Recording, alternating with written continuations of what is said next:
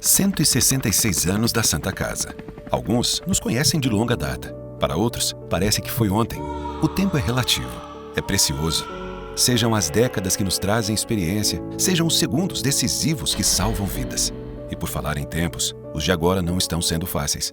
Mas estamos aqui, por você, 24 horas por dia, 7 dias por semana, há 166 anos. Santa Casa, trabalhando incansavelmente pela sua saúde. Declaro aberto o segundo e último dia da 22ª edição da Jornada Médica da Santa Casa de Misericórdia de Juiz de Fora. Esta celebração faz parte do calendário oficial pelos 166 anos do hospital. Para darmos início a importantes temas da saúde em nosso país, eu chamo a doutora Eunice Caldas de Figueiredo Dantas, que é diretora técnica médica do hospital. Ela abordará o tema como a Santa Casa de Misericórdia de Juiz de Fora está enfrentando a pandemia da Covid-19. Parabéns à instituição, direção de ensino, pela realização da 22ª Jornada Médica.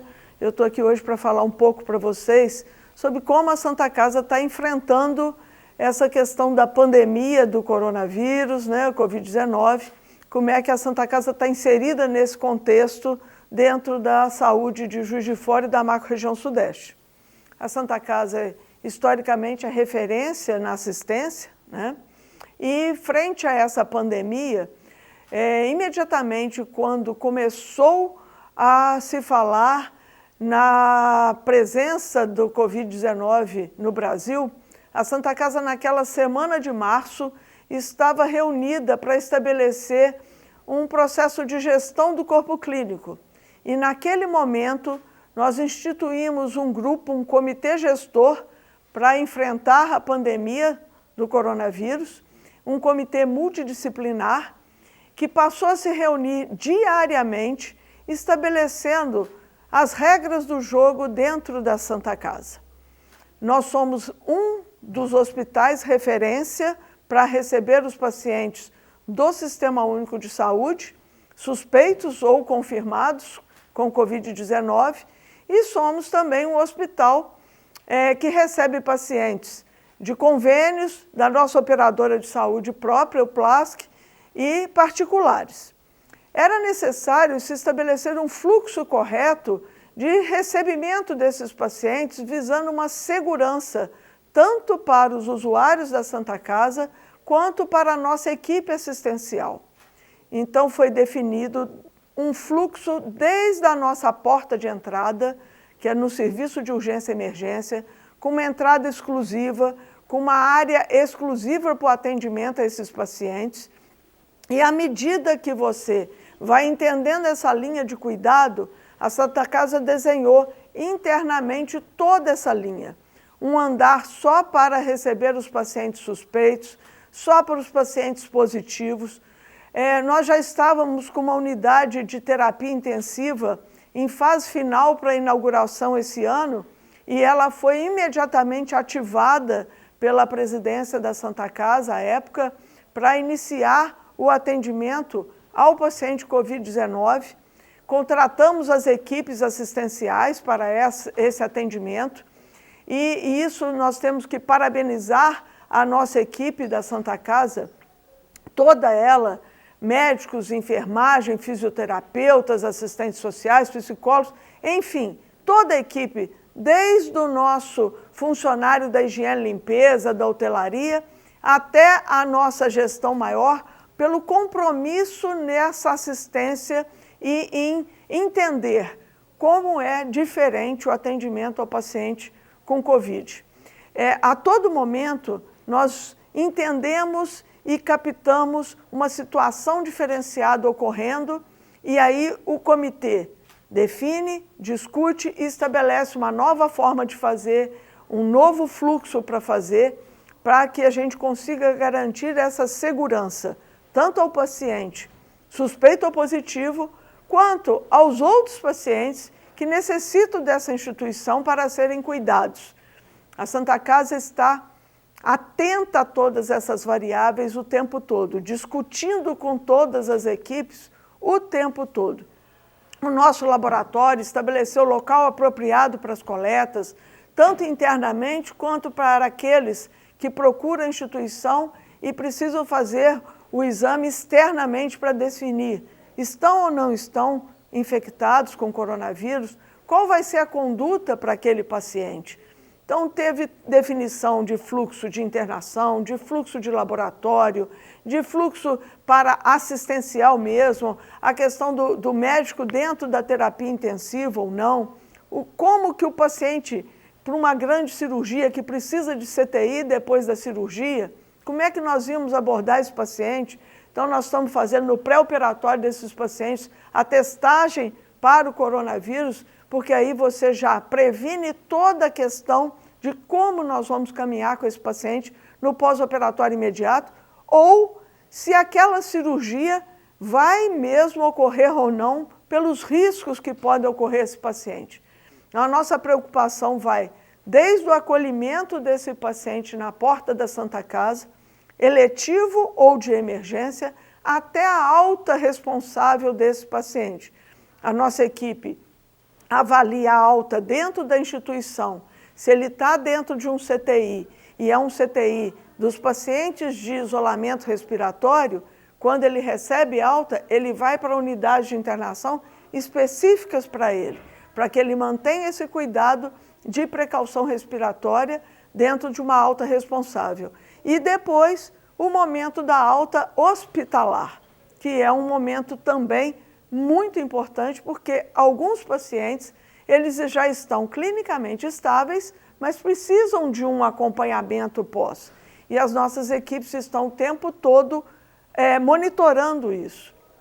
Quando a gente percebe algum paciente que no fluxo original internou na instituição e ele não estava suspeito Covid, e aparece algum sinal ou sintoma que pode estar nos dando essa impressão, imediatamente esse paciente é isolado, é testado, e todos os pacientes que estavam contactantes com eles vão para um setor que foi colocado como quarentena respiratória.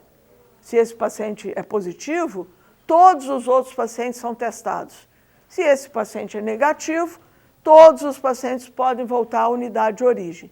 Então, esse fluxo está sendo estudado, analisado e acompanhado diariamente e por toda a equipe. A interface é de toda a equipe.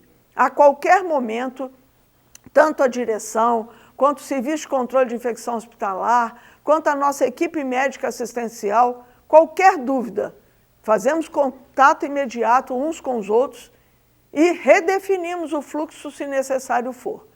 A importância que a gente vê é nessa consistência dessa instituição. Nós estamos aí numa semana de auditoria de recertificação, ONA 3 e ISO, e nesse momento a gente vê a importância de ter uma instituição que já tem esse controle da qualidade, da segurança do paciente, porque tudo isso nos deu muita consistência para estar, nesse momento, antevendo problemas e tentando que não aconteça danos maiores à instituição. É dessa forma que a Santa Casa de Misericórdia Juiz de Fora tem mantido, com esse seu perfil de instituição humanizada, de qualidade de assistência e de ensino, porque os nossos residentes participam de todo esse processo, mantido essa qualidade frente a esse momento que é totalmente inusitado para todos nós. Em continuidade às apresentações da Jornada 2020, eu convido para falar o nefrologista coordenador do Serviço de Transplante da Santa Casa, Dr. Gustavo Fernandes Ferreira. E ele fala sobre transplantes na Santa Casa de Misericórdia de Juiz de Fora durante a pandemia. Olá, é com muito prazer que participo da 22ª Jornada Médica da Santa Casa de Juiz de Fora, onde nós teremos a oportunidade de conversar sobre os transplantes da Santa Casa na Covid-19. Seguramente, este é o momento mais desafiador que o programa de transplante da Santa Casa passa desde a sua criação em 1983. A Covid-19 veio fazer com que nós tivéssemos que mudar completamente o nosso programa, se adaptando diariamente às novidades da doença durante a Covid-19.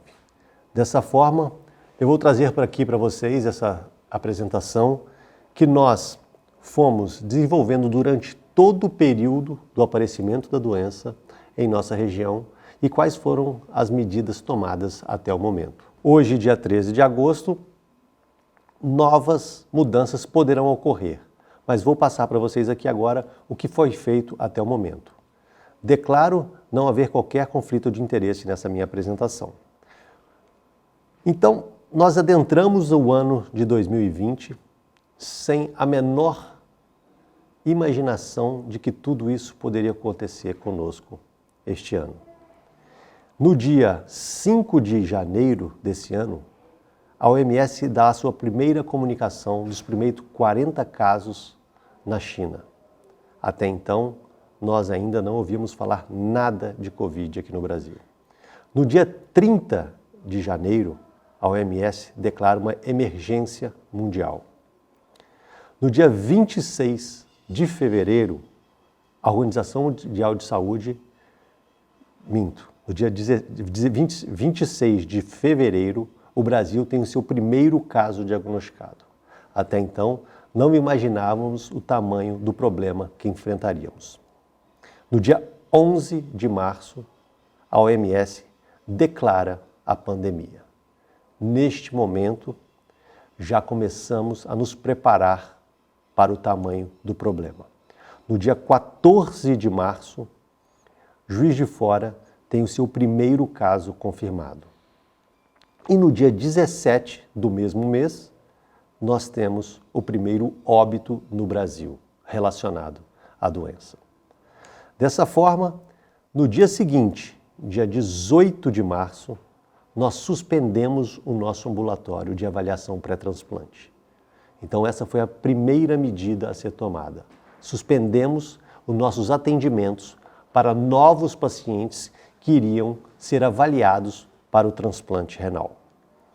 No dia 24/3, iniciamos um processo de telemedicina para todos os pacientes transplantados. Hoje nós temos na Santa Casa 609 pacientes transplantados sob nossa responsabilidade que passam em consulta mensalmente.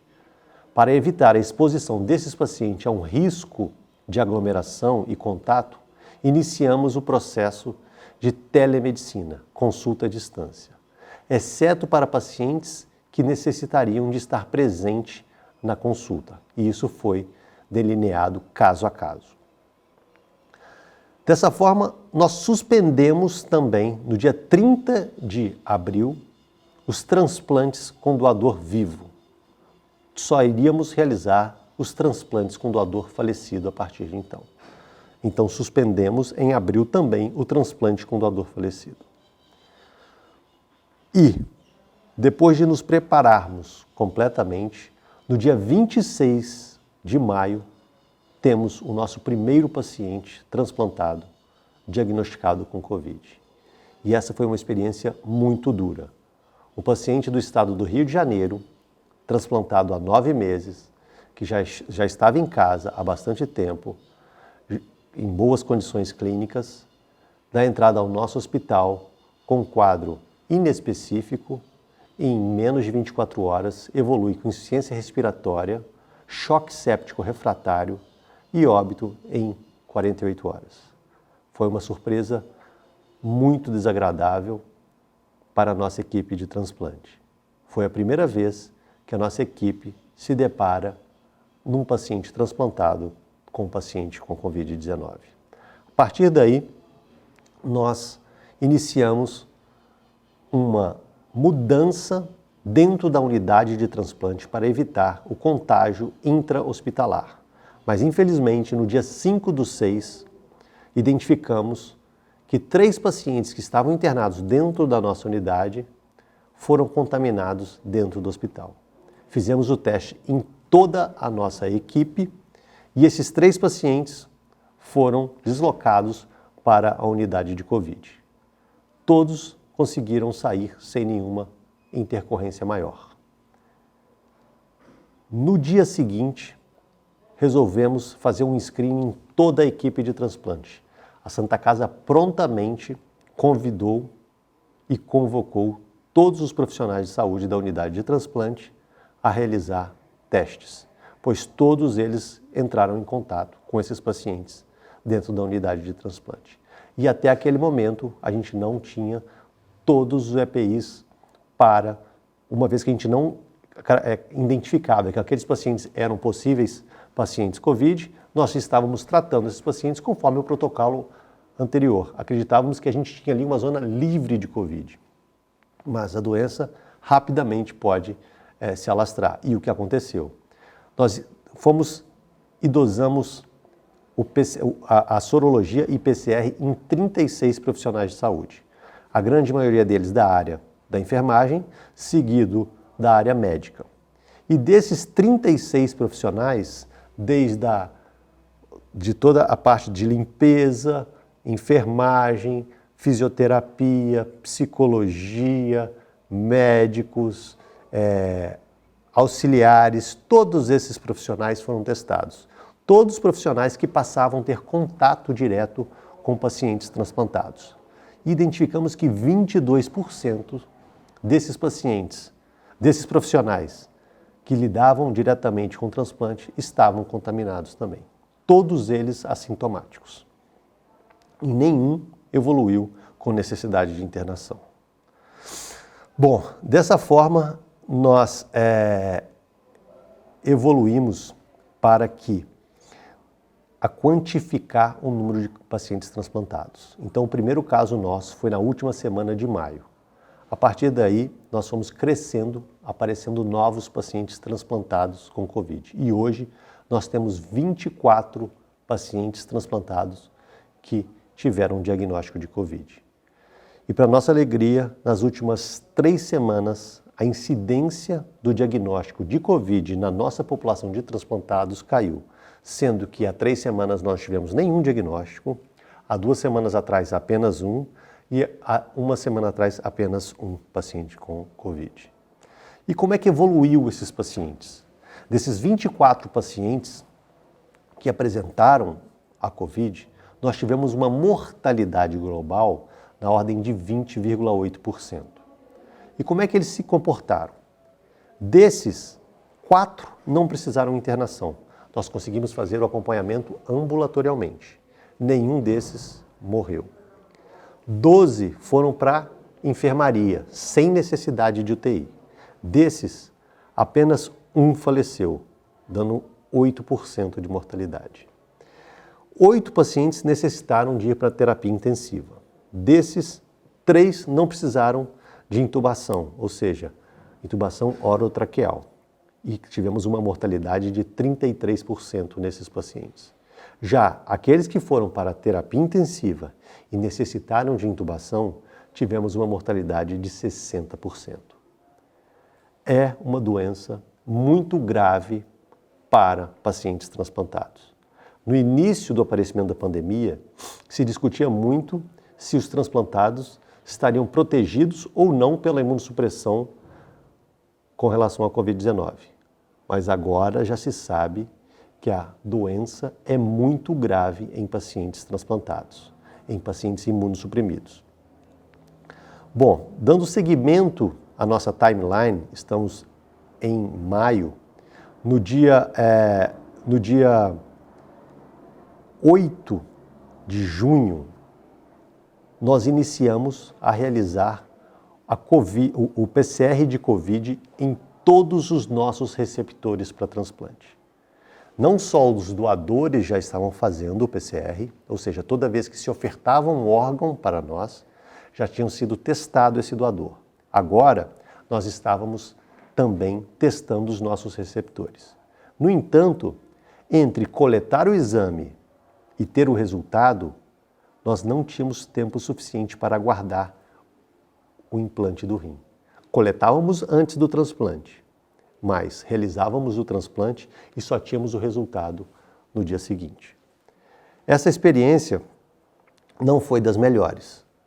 A partir do dia 8 de junho, quando iniciamos o processo, no dia 19 de junho, tivemos o primeiro 2 pacientes que receberam o rim do mesmo doador, que os 2 testaram positivo, pré-transplante, mas evoluíram muito bem clinicamente, sem nenhuma intercorrência, que manteve o nosso programa com o mesmo protocolo, de testar antes de implantar o enxerto, mas manter a coleta antes do transplante. E o que aconteceu? Até o momento, já realizamos 19 transplantes com coleta de PCR. Desses, 74% vieram com PCR negativo. 21% com PCR positivo, ou seja, 4 pacientes testaram positivo e transplantaram logo em seguida. E 1 indeterminado. E como foi a evolução desses pacientes? 60% deles tiveram pneumonia no pós-transplante e apenas 40% não tiveram nenhuma intercorrência.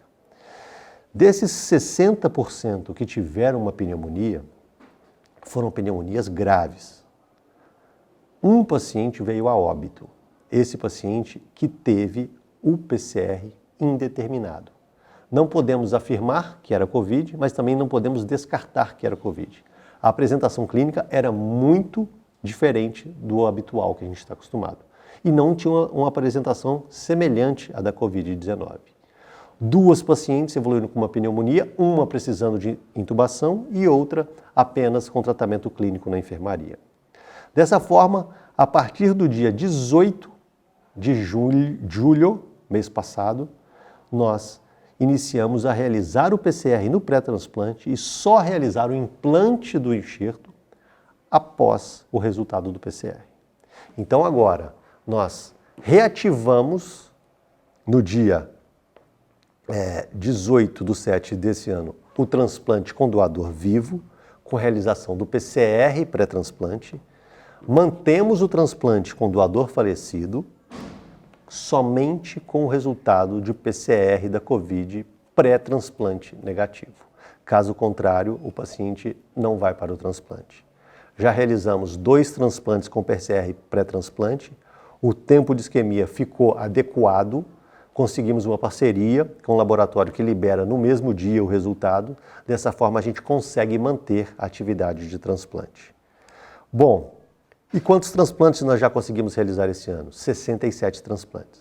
A Santa Casa, então, se mobilizou diariamente para que o transplante não perdesse a sua capacidade de realizar. Que a gente entende da importância que é o transplante na vida da sociedade. Então, dessa forma, gostaria de agradecer a todos o tempo e a disponibilidade de estar aqui com a gente hoje. Tudo de bom. Um abraço. A pandemia exigiu mudanças de comportamentos e cuidados em todas as áreas médicas. Eu convido agora para falar a ginecologista e obstetra, doutora Gabriela Guedes Lopes Teixeira, que compartilhará conosco informações sobre os cuidados com a gestante puérpera em tempos de coronavírus. Olá, meu nome é Gabriela Lopes, eu sou médica ginecologista e obstetra e vim falar aqui um pouquinho hoje para vocês sobre um tema super importante que é o coronavírus na gestação e no puerpério. Quais são os cuidados especiais que a gente tem que ter com essas pacientes? Nós estamos falando sobre um grupo que é considerado atualmente um grupo de risco para o desenvolvimento de coronavírus de formas graves, né? Essas pacientes no começo da pandemia, a princípio, eram consideradas como de risco habitual, apenas aquelas pacientes que tinham alguma intercorrência na gestação, que tinham algum outro problema de saúde associado, pressão alta, diabetes, só essas é que eram consideradas de alto risco para o coronavírus. No entanto, considerando as próprias alterações metabólicas, alterações da função cardíaca, da função pulmonar que essas pacientes têm fisiologicamente, da imunidade, né? Então a gente foi percebido que não, que essas pacientes deveriam sim ser tratadas como pacientes de alto risco para o desenvolvimento do coronavírus. E é super importante a gente falar sobre isso, porque atualmente o Brasil ele lidera o ranking mundial de mortalidade materna por coronavírus, né? Nós estamos com um número que ultrapassa de 200 mortes de gestantes e puérperas. E quando a gente fala isso, sempre tem uma sensação de que, mas o Brasil é um país grande, então é esperado que a gente esteja entre os países com uma mortalidade maior mesmo, em números absolutos, né? Só que, na verdade, a gente hoje é responsável por mais de 70% das mortes de gestantes e puérperas no mundo todo. Se somarem de todos os outros países, tem menos de 30% e no Brasil a gente tem mais de 70%. Então é muito importante a gente repensar a nossa assistência a essas pacientes no nosso país e a gente valorizar essas pacientes, valorizar as queixas dessas pacientes, porque a gente hoje tem consciência de que elas são um grupo de alto risco. Importante a gente ressaltar, então, como que a gente vai mudar essa assistência, né, no que nos cabe em relação a essas gestantes. Mais importante disso tudo é o foco na prevenção, e ele a gente consegue, principalmente, no próprio pré-natal. Então, no pré-natal, a gente tem que orientar essas pacientes, conversar com elas, explicar as medidas de prevenção, porque às vezes a gente acha que isso já é um assunto que está batido, que todo mundo sabe, mas muitas das vezes a gente vê as pacientes, às vezes na nossa frente, às vezes na rua, a gente vê tanta gente fazendo errado, né? Então, essas pacientes recebem informações de diversos meios, então, quando é o próprio profissional de saúde, é o médico, é o enfermeiro que dá essa orientação para a paciente, com certeza tem um impacto muito maior do que a orientação que ela recebe vinda de outros meios, né? Então é importante a gente ressaltar para ela como que usa a máscara, tudo isso é importante a gente falar na própria consulta do pré-natal. Ainda em relação ao pré-natal, aquele pré-natal que ele é de risco habitual, a gente consegue colocar essas pacientes para terem um intervalo maior entre cada consulta. Então, a paciente que de repente, que não tem nenhuma comorbidade, ela consultaria no início da gestação a cada 4 semanas, ela nesse tempo de pandemia, a gente está postergando um pouquinho essa consulta, colocando um intervalo de 5, às vezes de 6 semanas entre cada consulta, para evitar que a paciente tenha esse transporte, essa locomoção, e que ela seja exposta, né, potencialmente exposta ao coronavírus. Uma outra orientação que é importante a gente ter é em relação às aglomerações na própria sala de espera, né? A gente evitar que essa paciente fique muito tempo na sala de espera, em contato com outras pacientes, a gente marcar com um intervalo maior entre cada paciente, não marcar todas elas para o mesmo horário, elas ficarem ali 1, 2 horas esperando a consulta, né? Então a gente marcar cada uma no seu horário, pedir para elas nem chegarem muito cedo na consulta, porque quanto menos aglomeração a gente tiver na sala de espera, melhor, né? Menos risco. E além disso, em relação ao acompanhante, a gestante ela tem um direito garantido por lei, que é de ter o acompanhante junto com ela durante as consultas de pré-natal e durante o momento do parto. E isso não mudou no momento de pandemia. Mas vale a gente conversar com essa gestante, né? Questionar se realmente esse acompanhante precisa de ir. Algumas vezes nós mesmos, como profissionais de saúde, a gente já identifica que realmente naquele caso precisa mesmo de um acompanhante para ajudar, para orientar. A marcação de exames são muitas informações, às vezes na consulta de pré-natal, né? A gente conversar com ela se precisa mesmo de ir e nos casos que precise, a gente orientar que o acompanhante ele não seja alguém que pertence ao grupo de risco, né? Então, a gente sempre esclarecer isso para a paciente que a gente está diminuindo o risco da gestante, da nossa equipe profissional e do próprio acompanhante que está junto com ela, né? Agora, em relação, eu comentei sobre a questão do intervalo nas pacientes de risco habitual. Naquelas pacientes que são de alto risco, isso já é um pouquinho mais complicado, a gente ficar postergando as consultas, porque às vezes numa paciente hipertensa, numa paciente diabética, às vezes o fato da gente adiar a consulta, a gente está assumindo um risco maior do que o próprio risco dela contrair o coronavírus. Então, a gente pode estar correndo o risco de deixar uma hipertensão descontrolada, uma diabetes descontrolada, e isso é muito pior do que o risco do coronavírus. Então, no caso da gestante de alto risco, essa questão de adiar ou não a consulta deve ser individualizada.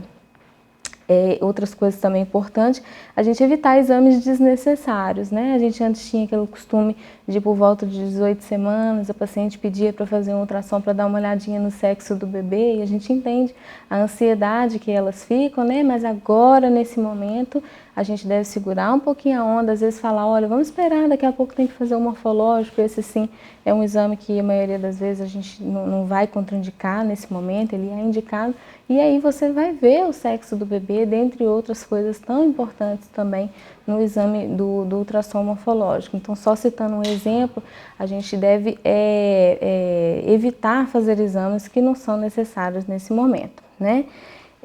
Em relação às complicações fetais, a gente até hoje só tem comprovada a complicação de prematuridade, né? Isso daí a gente vê alguns estudos que falam, mas até mesmo na própria prática clínica a gente vê isso, né?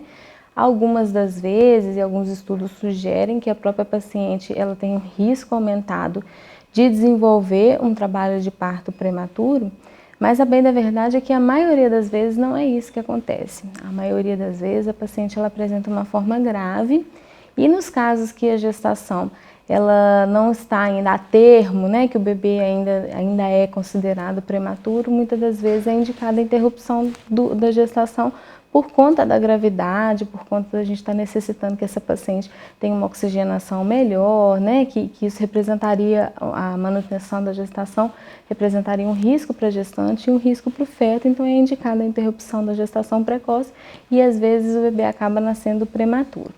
Fora isso, a gente ainda não conseguiu comprovar, os estudos não conseguiram comprovar que haja uma transmissão vertical, ou seja, uma transmissão da mãe para o feto através da placenta. Isso não é comprovado, alguns estudos sugeriram que sim, mas outros estudos sugeriram que não. E ainda que isso aconteça, não nos parece isso ter uma representação clínica tão importante como existe em outros vírus, como por exemplo o citomegalovírus e o zika vírus, né? A gente tem que lembrar que é uma doença nova, que tem pouco tempo, que ainda não deu tempo de ter muitos estudos importantes, né, com várias pacientes. Só a gestação ela já dura 9 meses, né? Então a gente ainda não tem muitos estudos que falam sobre a infecção nos diversos períodos da gestação, mas na prática a gente tem observado que ainda que aconteça, que esse feto ele não apresenta malformações fetais importantes, nenhuma outra comorbidade importante associada com isso. E além disso, a gestante com síndrome, com o coronavírus em formas graves, ela pode apresentar uma forma semelhante à síndrome de pré-eclâmpsia. Então, às vezes ela pode apresentar uma alteração de pressão, uma alteração de exames de função hepática, uma proteinúria, que são tipicamente sintomas e sinais típicos da pré-eclâmpsia. Ela pode apresentar também no coronavírus, mas isso apenas em casos graves do coronavírus, né? Sobre a questão do tratamento dessa gestante, da propedêutica, ela é basicamente, da gestante e da puérpera, né? É basicamente como a de qualquer adulto. Então, os exames de sangue, os exames de imagem são muito semelhantes no adulto e na gestante. Eu queria só reforçar que às vezes a gente vê as pessoas tendo muito medo de fazer raio-x de tórax, de fazer tomografia na gestante, quando às vezes tem indicação para a gente fazer diagnóstico diferencial, para traçar conduta, definir unidade de internação. Então, eu queria só reforçar que nos casos que tem indicação, esses exames não devem ser adiados por conta da gestação. o risco são infinitamente menores do que o benefício de realizar, né? Em relação ao tipo de parto indicado, a princípio não há indicação de ser realizada cesariana, pelo contrário, naquela paciente que apresenta sintomas leves, que não tem queda de saturação, que não tem nenhuma restrição pulmonar importante, o parto normal ele deve ser preferido em relação à via de parto da cesárea.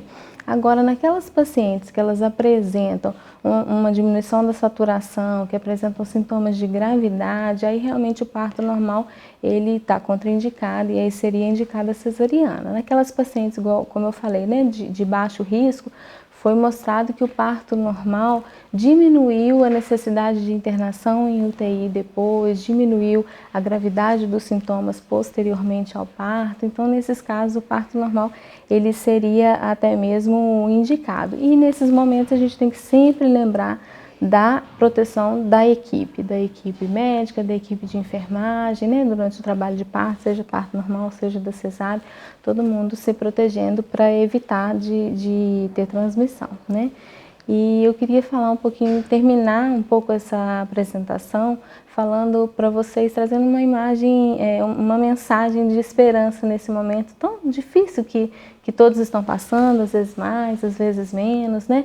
É uma mensagem, um pensamento de que a cada parto, a cada nascimento de uma criança, isso é uma prova de que Deus não perdeu as esperanças na humanidade.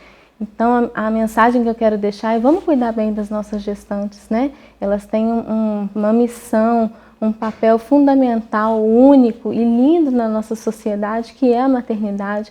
E a gente precisa de cuidar bem dessas mulheres, não permitir que a gente perca tantas mães como a gente está perdendo, pelo menos não no que depender de nós, né, dos profissionais de saúde, da nossa assistência. A gente precisa de cuidar bem delas. É isso que eu queria falar para vocês. Obrigada, gente. Para fecharmos as apresentações de hoje, vamos falar sobre os cuidados com o recém-nato em tempos de coronavírus, com a apresentação da doutora Paola Seixas Salgado Felipe, pediatra da Santa Casa. Olá, meu nome é doutora Paola, eu sou pediatra aqui na Santa Casa, formada pela Santa Casa e atualmente sou residente em neonatologia do último ano aqui da Santa Casa. Hoje nós vamos falar sobre os cuidados com o recém-nascido nos tempos de coronavírus. Nós sabemos que a incidência na população pediátrica é infinitamente menor do que a população adulta. Os recém-nascidos é uma população que nos preocupa pelo fato da possível contaminação que pode haver pela transmissão vertical e os cuidados desse recém-nascido na sala de parto, contaminando os profissionais de saúde que o atendem.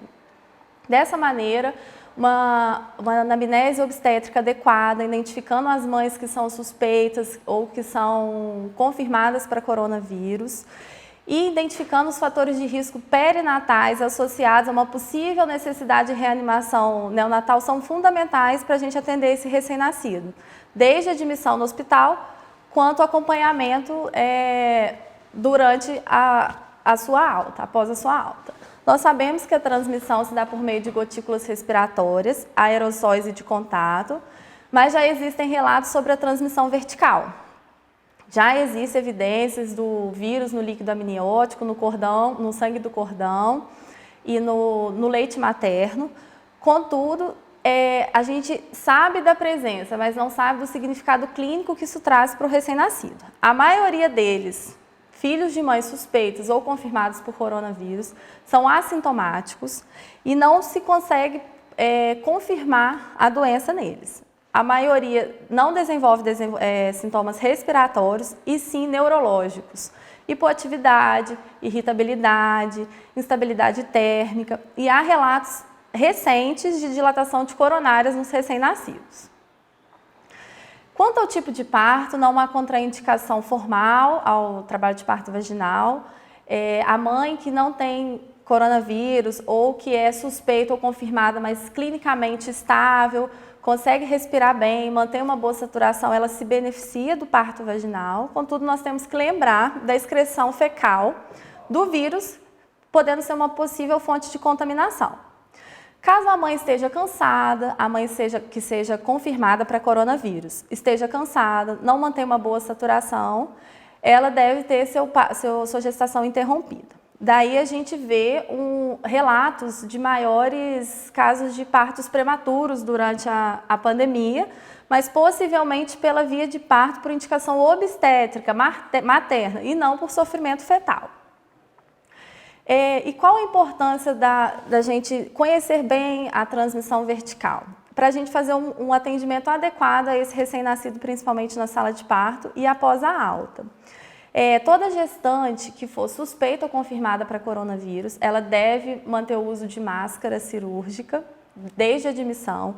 Ela tem direito ao acompanhante, que é uma pergunta que sempre fica, se ela deve ficar sozinha ou não. Não, ela tem direito ao acompanhante, desde que ele seja fora do grupo de risco, esteja sintomático, também use a máscara cirúrgica durante toda a internação e não tenha contatos com outras pessoas em casa que tenham sintomas de coronavírus. As salas para o atendimento, as mães suspeitas e confirmadas de coronavírus devem ser por sala com pressão negativa e as portas estarem bem fechadas, vedadas. Esse recém-nascido, ele deve ser atendido de preferência numa sala diferente da mãe. Contudo, a gente sabe que pela estrutura física às vezes não é possível, então que a mesa de reanimação, que é a mesa que a gente recebe o bebê assim que ele nasce, tem uma distância de 2 metros em relação à mãe. E todos os profissionais de saúde envolvidos no trabalho de parto da mãe suspeita ou confirmada de Covid-19 devem usar os EPIs para precaução de contato, gotículas aerossóis, que é a máscara N95, o óculos de proteção, máscara facial, avental com mangas longas, luvas e toucas. O bebê que necessitar de reanimação neonatal, ou seja, nasceu e não chorou, está bradicárdico, o tônus está inadequado, devem seguir as diretrizes do Programa de Reanimação Neonatal lançados em 2016. Não tem nenhuma indicação diferente dessa. Em relação ao clampeamento do cordão, foi um assunto que saiu logo no início da pandemia, qual seria o melhor momento? A SBP foi enfática em dizer que o clampeamento deve ser oportuno. O que significa isso? O bebê maior de 34 semanas, que nasce bem, vigoroso, frequência cardíaca maior que 100, tônus em flexão, chorando ou respirando, o clampeamento deve ser de 1 a 3 minutos. Caso ele nasça não vigoroso, o clampeamento deve ser imediatamente e esse recém-nascido levado à mesa de reanimação. Caso eles tenham menor de 34 semanas, vigoroso, pode esperar 1 minuto para clampear o cordão desse bebê. Em relação ao contato pele a pele e a amamentação na primeira hora, que nós pediatras damos tanta importância, neste momento ele está indicado para o momento que o bebê puder receber que o bebê tiver como receber as medidas de proteção em relação à mãe. Ou seja, essa mãe, após o trabalho de parto ou a cesariana, deve tomar um banho, que seja um banho de leito, trocar o avental, trocar a touca, trocar a máscara, fazer a higienização adequada das mãos e aí sim pegar seu bebê, botar no colo e amamentar. Em relação ao banho precoce, é um assunto controverso ainda. Aqui no Brasil ele ainda não está indicado, mas em alguns lugares na Europa eles falam que o banho precoce, principalmente nas gestantes que têm parto vaginal, que é o parto normal, se beneficiam desse banho precoce. Mas aqui no Brasil ainda não tem essa orientação.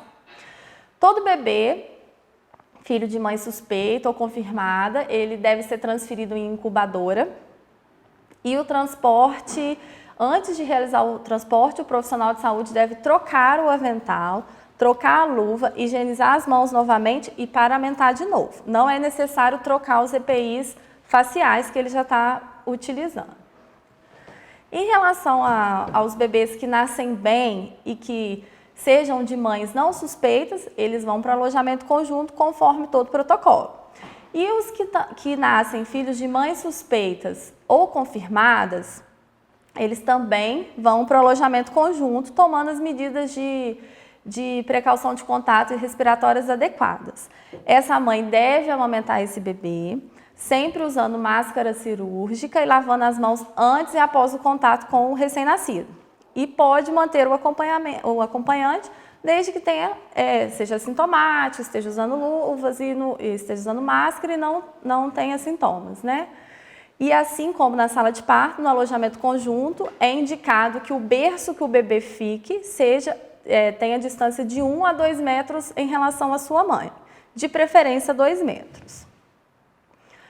O bebê que não nasceu muito bem e tem indicação de ir para a unidade neonatal, deve receber o suporte respiratório conforme a necessidade. Não há contraindicação de fazer ventilação não invasiva, como CPAP, VNI. Se por acaso necessitar de ventilar esse bebê, usar filtros respiratórios viral-bacteriano que diminui a dispersão do vírus. Esse bebê deve ficar em incubadora durante toda a sua internação, com uma distância de 2 metros entre os outros leitos. E diferente do adulto, não há indicação de obstrução da cânula traqueal no momento da intubação, caso ela seja necessária. Todo bebê, filho de mãe suspeita ou confirmada, que entrar em unidade neonatal, que apresentar qualquer sintoma, como eu falei, o recém-nascido, a maioria vai ser assintomático, uma minoria vai ter desconforto respiratório, alguns vão apresentar sintomas neurológicos e alguns relatos de dilatação coronariana. Esse bebê deve ser internado e notificado para a síndrome respiratória aguda grave e deve ser realizado o PCR para diagnóstico do coronavírus. E está indicada também raio-x de tórax e não tomografia, como é indicado no adulto. Na neonatologia não tem essa indicação formal de fazer a tomografia. E podemos fazer um ecocardiograma por esses relatos entre o 3º e 5º dia de vida, de alterações cardiológicas nesses bebês. Esse paciente que ficar em unidade neonatal, esse recém-nascido, deve ficar isolado por pelo menos 14 dias na incubadora ou até o resultado do PCR.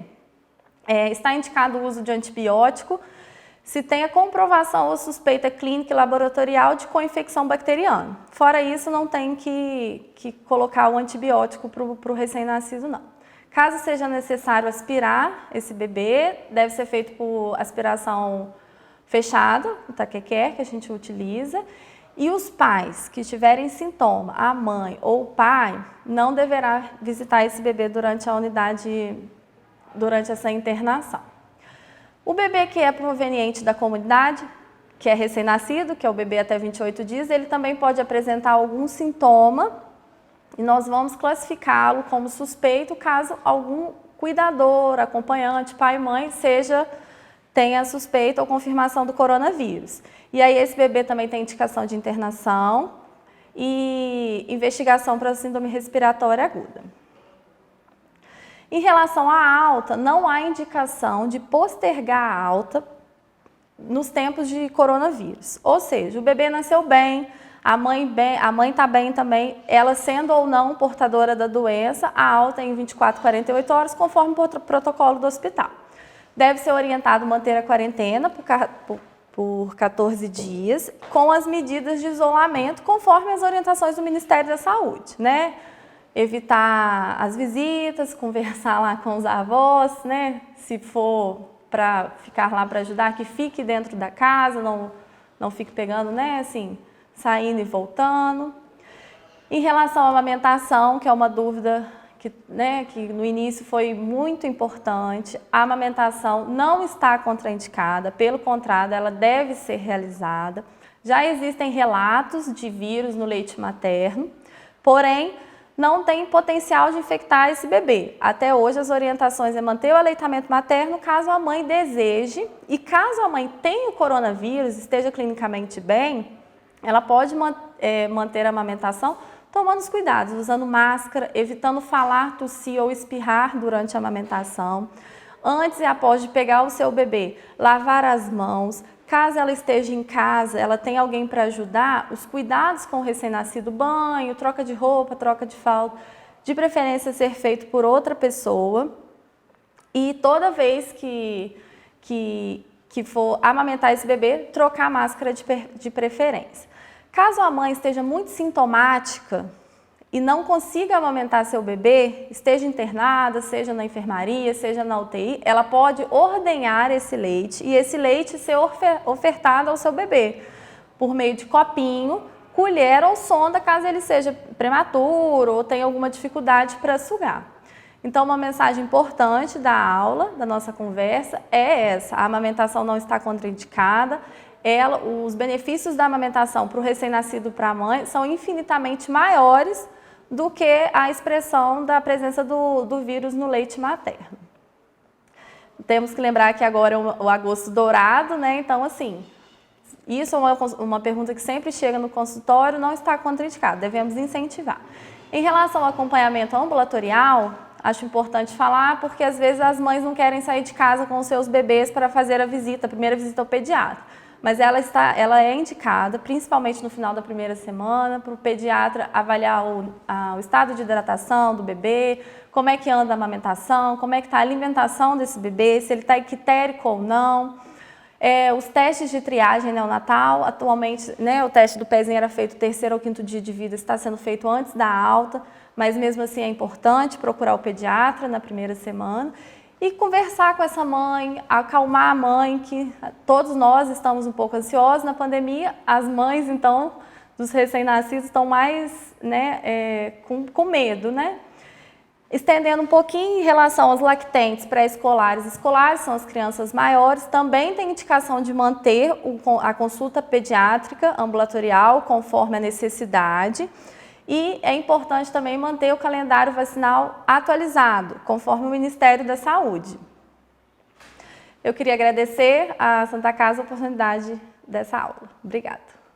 Em nome da Santa Casa de Misericórdia de Juiz de Fora, agradecemos a todos os convidados que participaram conosco da Jornada Médica 2020 e compartilharam pontos cruciais para o exercício pleno da medicina, saúde e cuidados com o próximo.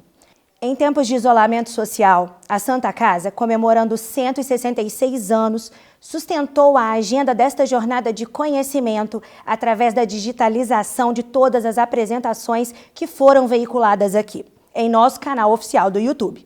Obrigada pela sua audiência. A todos que gostaram do conteúdo apresentado, na forma de curtir, deixe aqui o seu registro e inscrevam-se no nosso canal para novos vídeos e transmissões. Obrigada e boa noite.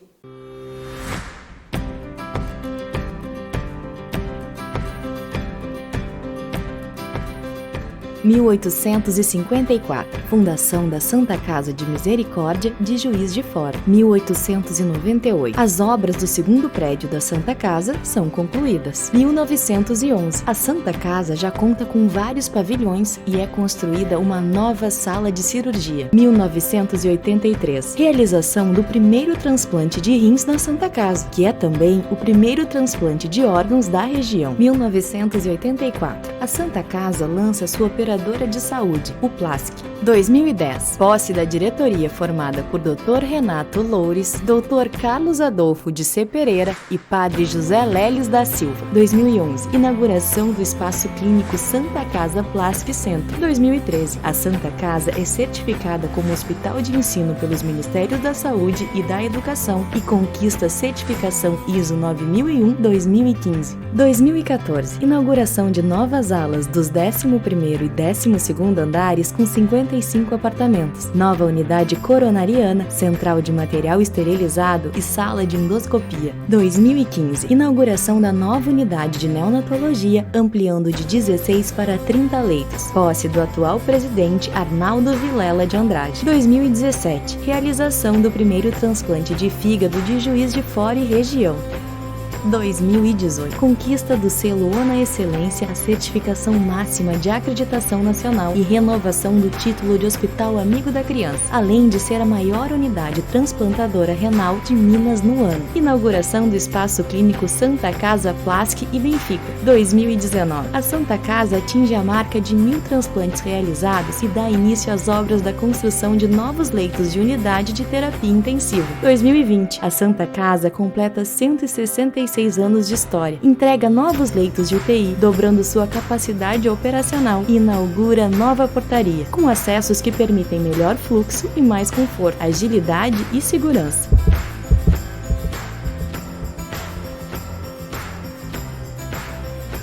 Santa Casa, 166 anos.